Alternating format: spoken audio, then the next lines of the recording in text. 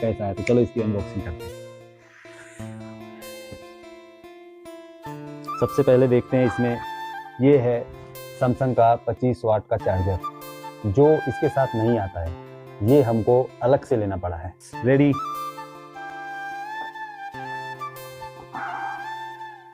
खुल चुका है हमारा जादू का पिटारा।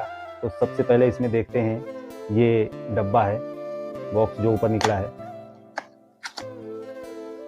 इधर से नहीं, उल्टा खोल दिया मैंने, इधर से देखते हैं। तो इसमें सबसे पहले निकली डाटा केबल, जो डाटा केबल आती है, डाटा केबल कंपनी देती है इसके साथ में।